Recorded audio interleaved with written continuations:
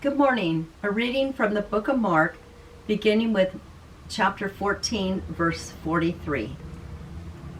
Immediately, while he was still speaking, Judas, one of the 12, arrived, and with him was a crowd with swords and clubs, from the chief priests, the scribes, and the elders. Now the betrayer had given them a sign, saying, "The one I will kiss is the man.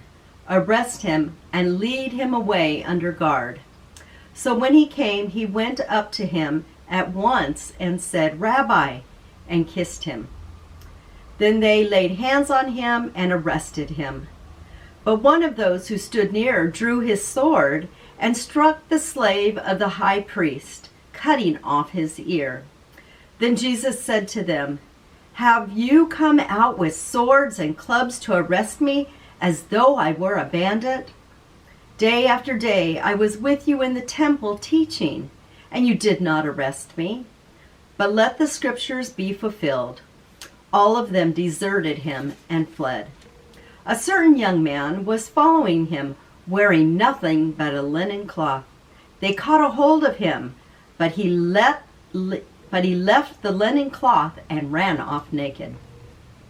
They took Jesus to the high priest, and all of the chief priests, the elders, and the scribes were assembled. Peter had followed him at a distance, right into the courtyard of the high priest, and he was sitting with the guards, warming himself at the fire. Now the chief priests and the whole council were looking for testimony against Jesus to put him to death, but they found none. For many gave false testimony against him, and their testimony did not agree. Some stood up and gave false testimony against him, saying, "We heard him say, 'I will destroy this temple that is made with hands, and in 3 days I will build another, not made by hands.'" But even on this point their testimony did not agree. Then the high priest stood up before them and asked Jesus, "Have you no answer? What is it that they testify against you?" But he was silent and did not answer. Again the high priest asked him, "Are you the Messiah, the Son of the Blessed One?" Jesus said, "I am. And you will see the Son of Man seated at the right hand of the power and coming with the clouds of heaven." Then the high priest tore his clothes and said, "Why do we still need witnesses? You have heard his blasphemy. What is your decision?" All then condemned him as deserving death. Some began to spit on him, to blindfold him, and to strike him, saying to him, "Prophesy." The guards also took him over and beat him. While Peter was below in the courtyard, one of the servant girls of the high priest came by. When she saw Peter warming himself, she stared at him and said, "You also were with Jesus, the man from Nazareth." But he denied it, saying, "I do not know or understand what you are talking about." And he went out into the forecourt. Then the rooster crowed. And the servant girl, on seeing him, began again to say to the bystanders, "This man is one of them." But again he denied it.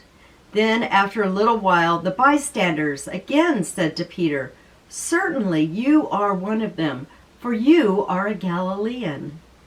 But he began to curse, and he swore an oath, "I do not know this man you are talking about." At that moment the rooster crowed for the second time. Then Peter remembered what Jesus had said to him, "Before the rooster crows twice, you will deny me 3 times." And he broke down and wept. Chapter 15. As soon as it was morning, the chief priests held a consultation with the elders and scribes and the whole council. They bound Jesus, led him away, and handed him over to Pilate. Pilate asked him, "Are you the king of the Jews?" He answered him, "You say so." Then the chief priests accused him of many things.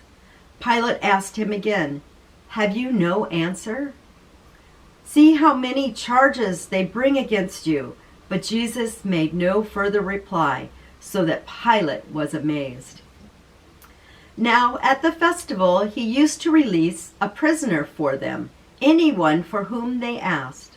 Now a man called Barabbas was in prison with the rebels who had committed murder during the insurrection. So the crowd came and began to ask Pilate to do for them according to his custom. Then he answered them, "Do you want me to release for you the King of the Jews?" For he realized that it was out of jealousy that the chief priests had handed him over. But the chief priests stirred up the crowd to have him release Barabbas for them instead. Pilate spoke to them again. "Then what do you wish me to do with the man you call the King of the Jews?" They shouted back, "Crucify him!" Pilate asked them, "Why? What evil has he done?" But they shouted all the more, "Crucify him!" So Pilate, wishing to satisfy the crowd, released Barabbas for them, and after flogging Jesus, he handed him over to be crucified. Then the soldiers led him into the courtyard of the palace, that is, the governor's headquarters, and they called together the whole cohort. And they clothed him in a purple cloak, and after twisting some thorns into a crown, they put it on him, and they began saluting him, "Hail, King of the Jews!" They struck his head with a reed, spat upon him, and knelt down in homage to him. After mocking him, they stripped him of the purple cloak and put his own clothes on him. Then they led him out to crucify him. They compelled a passerby who was coming in from the country to carry his cross. It was Simon of Cyrene, the father of Alexander and Rufus. Then they brought Jesus to the place called Golgotha, which means the place of a skull. And they offered him wine mixed with myrrh, but he did not take it. And they crucified him and divided his clothes among him, casting lots to decide who should take it. It was 9 o'clock in the morning when they crucified him. The inscription of the charge against him read, "The King of the Jews." And with him they crucified 2 bandits, one on his right and one on his left. Those who passed by derided him, shaking their heads and saying, "Aha, you who would destroy the temple and build it in 3 days. Save yourself, come down from that cross." In the same way, the chief priests, along with the scribes, were also mocking him among themselves and saying, "He saved others, he cannot save himself. Let the Messiah, the King of Israel, come down from the cross now, so that we may see and believe." Those who were crucified with him also taunted him.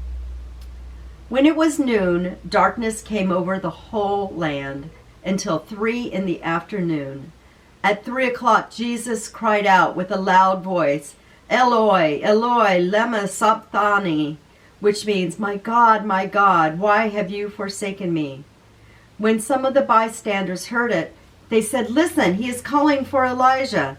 And someone ran, filled a sponge with sour wine, put it on a stick, and gave it to him to drink, saying, "Wait, let us see whether Elijah will come to take him down." Then Jesus gave a loud cry and breathed his last. And the curtain of the temple was torn in two from top to bottom.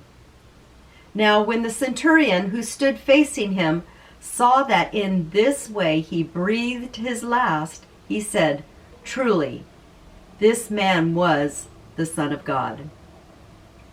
There were also women looking on from a distance. Among them were Mary Magdalene, and Mary the mother of James the younger, and of Joseph and Salome. These used to follow him and provide for him when he was in Galilee. And there were many other women who had come up with him to Jerusalem.